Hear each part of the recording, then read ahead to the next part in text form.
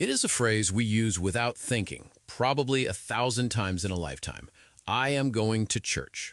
It implies a destination, a building with a steeple, maybe some stained glass, a specific address where religious activity happens on Sunday mornings.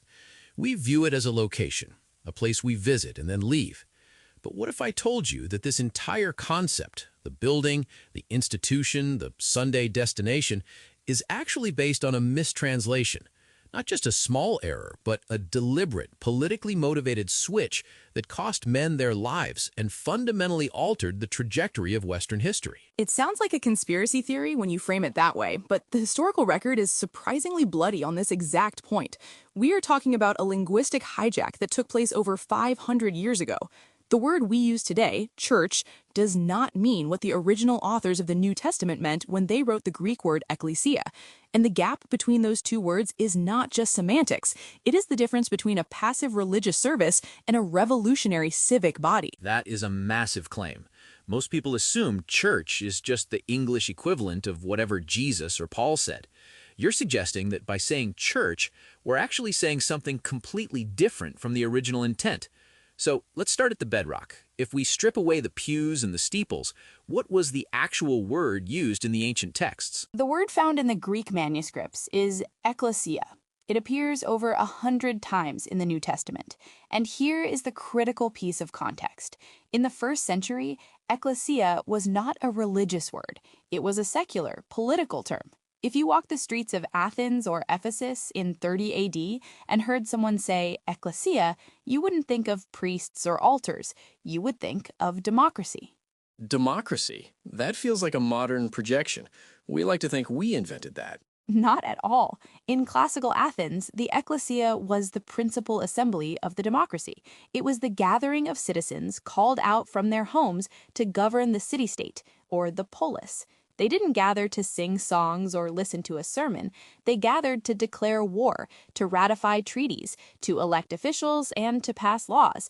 It was an active legislative body. The etymology breaks it down perfectly. Ek, meaning out of, and kaleo, meaning to call. They were the called out ones, summoned to the public square to make binding decisions for the community. So when Jesus stands at Caesarea Philippi in Matthew 16 and says, "Upon this rock I will build my ekklesia," he isn't using religious jargon. He is borrowing a term from Greek politics. That seems incredibly provocative for a Jewish rabbi under Roman occupation. It was dangerously provocative. He wasn't saying, "I'm going to build a synagogue," or "I'm going to build a temple." He used a word that implied a rival government. He was establishing a body of people who would have the authority to legislate in the spiritual realm, what he called binding and loosing, just as the Athenian ekklesia legislated in the civic realm. It reframes the entire Christian movement, not as a religion to be practiced, but as a government to be administered. If that is the case, if ekklesia means a politically active assembly of citizens, then how on earth did we end up with church? Because the word church feels static, it feels heavy, institutional. Where does that word even come from? This is where the etymology gets fascinating and reveals the shift. The English word church and the Scottish kirk and German kirke derives from a completely different Greek root, kuriakon. Kuriakon means of the Lord, and it was used as an adjective, usually implying the Lord's house or the Lord's property. It refers to a building, a structure, or a possession. Hold on, you're saying we swapped a word meaning active assembly of people for a word meaning house? Precisely, and that swap changes the subject of the sentence. Ekklesia refers to the people, church refers to the place. When you translate ekklesia as church, you're subtly training the reader to view the faith as an institution they visit rather than a movement they constitute. And this wasn't an accident. This mistranslation was cemented into the English language by blood and royal decree. You mentioned earlier that men lost their lives over this. I assume you are referring to the turbulent period of the Reformation. Who is the central character in this linguistic battle? William Tyndale. He is the titan of English Bible translation. In the 1520s, Tyndale set out to translate the New Testament from the original Greek into English for the common man. Tyndale was a brilliant scholar, fluent in 8 languages, and when he looked at the Greek text, he realized that the Roman Catholic structure of his day, with its popes, cathedrals, and hierarchies, had no basis in the text itself.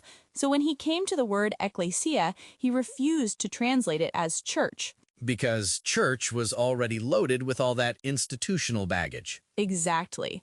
Church meant the hierarchy. It meant the pope. So Tyndale translated ekklesia as congregation or assembly. He wanted to emphasize that it was just a gathering of believers, all equal under God.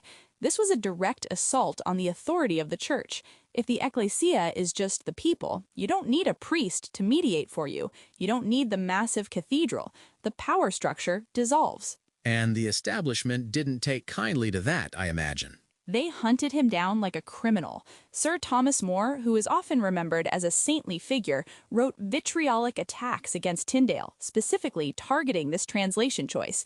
He called Tyndale a heretic for swapping church for congregation. Eventually, Tyndale was captured in Antwerp, strangled, and burned at the stake in 1536. His dying prayer was, "Lord, open the King of England's eyes." But ironically, when the King of England finally did authorize a Bible, he made sure to bury Tyndale's insight. This brings us to the King James Version in 1611. It is arguably the most influential book in the English language, but you are suggesting it was rigged? It was absolutely rigged, at least in this specific regard. King James I was not just a monarch, he was the head of the Church of England. He understood that his political power relied on the religious hierarchy.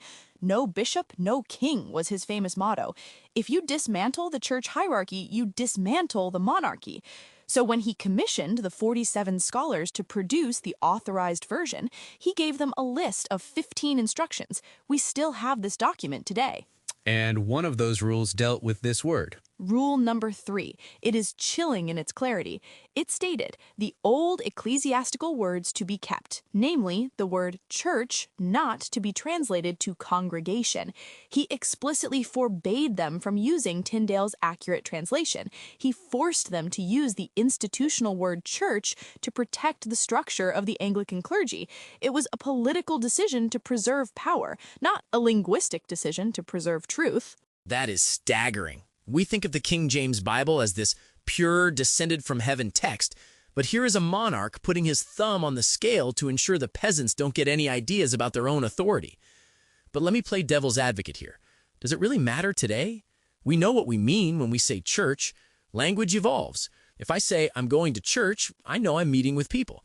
Is the distinction really that damaging in the modern world? I would argue it is more damaging now than ever because language shapes our reality.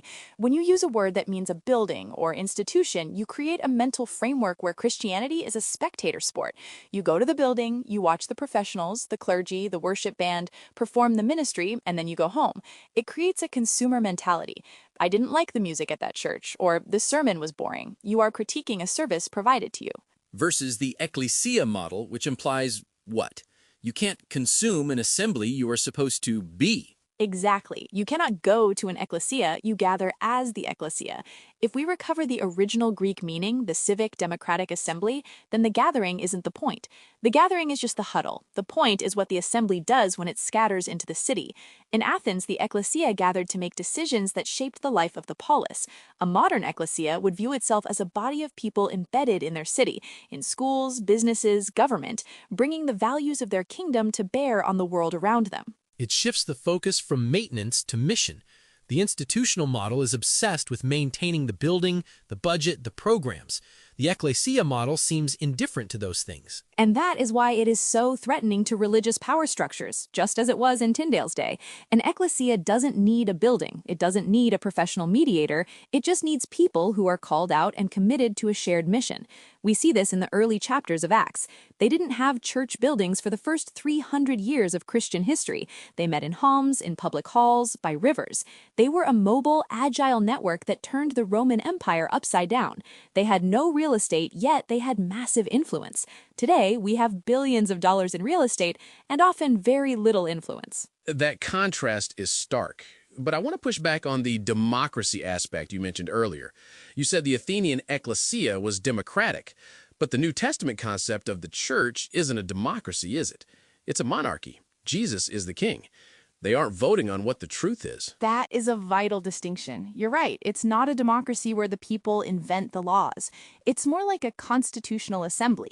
In the Greek city-states, the Ekklesia was often subject to a higher law or constitution. In the biblical sense, the Ekklesia doesn't invent the will of God. They discern and execute it. Matthew 18:18 uses that legal language again. Whatever you bind on earth will be bound in heaven. The grammar there suggests they are enacting on earth what has already been decided in heaven. So they aren't voters picking a candidate, they're ambassadors enforcing the king's will. Ambassadors enforcing a will. That sounds active. It sounds dangerous. It reminds me of why the Roman Empire eventually persecuted them. They weren't killed because they believed in a different god. Rome had plenty of gods. They were killed because they claimed to be a rival kingdom. Precisely. Rome was tolerant of religion, religio, which was private and ceremonial, but ecclesia was public and political. When the early Christians said Jesus is Lord or Kaiser Kyrios, they were directly subverting the Roman pledge, Caesar is Lord. They were claiming that their assembly, their ecclesia, had a higher authority than the Roman Senate. By translating that vibrancy into the static word church, we have neutered that political edge. We have turned a rival kingdom into a weekly hobby. So if we accept this, if we accept that King James and his translators successfully duped us for 400 years, how do we recover the meaning? We can't just stop using the word church. It is embedded in our culture. You can't just change the sign out front to the First Baptist Ekklesia of Springfield. Changing the sign changes nothing if the mindset remains. Recovering the ecclesia is a sociological shift, not a branding exercise. It starts with the realization that the service on Sunday is not the main event. It is the locker room speech. The game is played Monday through Saturday. It means measuring success not by how many people sit in the seats, but by how many people are mobilized to serve their neighborhoods. It means decentralizing. If the ecclesia is a people, then the ecclesia is present wherever 2 or 3 are gathered, in a coffee shop, a boardroom, a living room. It seems like a terrifying prospect for religious leaders today. If you tell people you are the church, you don't need this building to validate you, you might find yourself with empty buildings and empty offering plates. That is the risk, and that is exactly why King James wrote rule number 3. Institutions always protect themselves. But look at the underground church in places like China or Iran today. They don't have cathedrals. They are illegal. They are often stripped of all institutional support. And yet, they are the fastest growing expressions of Christianity in the world. Why? Because they are forced to be ecclesia. They are forced to be a network of people relying on each other and the Spirit, rather than a crowd watching a show. They have recovered the dynamic that Tyndale died for, largely because they had no other choice. There is a supreme irony there. Persecution forces the recovery of the true meaning, while comfort allows the mistranslation to rot the foundation. It makes me wonder what Tyndale would think if he could see the modern Western Church.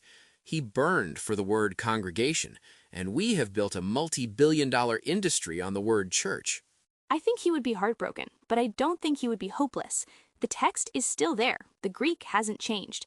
Every time someone opens a Bible and reads, "Where 2 or 3 are gathered in my name, there am I," the potential for ecclesia sparks back to life. It is an idea that cannot be killed by a bad translation, only delayed. The word church might describe where we go, but ecclesia describes who we are, and ultimately, identity is stronger than geography. It forces a personal confrontation for every listener. If you stop going to church, you have to start being the church. That is a much heavier burden, but perhaps a more meaningful one. It is the burden of citizenship. In Athens, if you refused to participate in the ecclesia, they had a word for you, idiotes. It is where we get our word idiot. It meant a private person, someone who only cared about their own affairs and ignored the common good. The call of the ecclesia is a call out of private selfishness and into public responsibility. It is a call to grow up and take ownership. From idiotes to citizens, from spectators to participants.